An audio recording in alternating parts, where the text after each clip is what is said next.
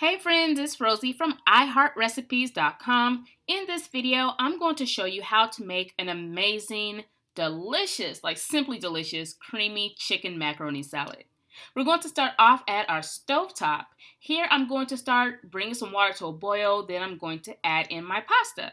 Now I'm using the corkscrew, what is it called? Cavatappi? I think I'm saying it wrong, but I'm using the corkscrew pasta.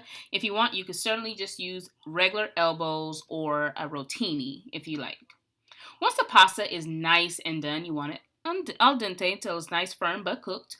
We're going to drain it and let it cool completely. Here on my chopping board, I have green onions, diced red bell pepper, red onion, as well as some celery. And into my large bowl, I'm going to start adding in some mayo. And I like to use Best Foods, aka Hellman mayo. I'm going to start adding in my relish, and I have dill relish and sweet relish. I love both. And if you follow me on Instagram, you know that's Kobe. He always stalks me when I am in the kitchen. His brother is chilling somewhere.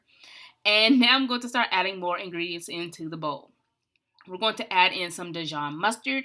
If you're not a fan of Dijon mustard, you could certainly use regular yellow mustard. And now we're going to mix everything until it's well combined. Now I'm going to start adding in some Miss Dash. I love Miss Dash, or you can use a different salt-free seasoning, but I really like Miss Dash because there is a lot of lemony flavor as well as lots and lots of flavorful herbs in there. And now I'm going to start adding in some canned chicken. And as you see, I could have drained it a little better, but that's not going to mess up the recipe. I like to use the Costco canned chicken breast. And now I'm going to add in my eggs that I diced up as well as my sweet red bell peppers.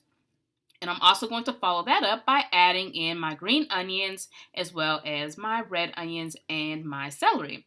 FYI, if you don't want to use canned chicken, you can certainly use like rotisserie baked chicken breast if you like.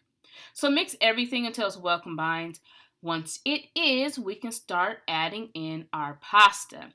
And now we're just going to fold all of these ingredients until everything is, well combined. And make sure you do it nice and slow because when I started off, I was in a rush and I made a mess. So yeah, just take your time. You can use any kitchen utensil that works for you. And once everything is nice and combined just like this, do a taste test. Decide if you want to add some salt, pepper, or maybe even some garlic powder. That's completely optional, so go ahead and do that. Now I'm going to transfer everything into a refrigerator-safe dish, and then I'm going to let this refrigerate for about 3 hours until it's nice and cold.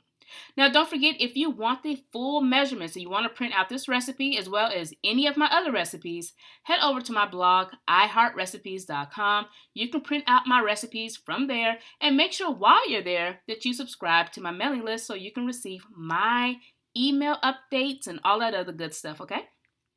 So once my macaroni salad was done, I just topped it off with some parsley flakes and paprika. You can use smoked or regular paprika. And I was good to go.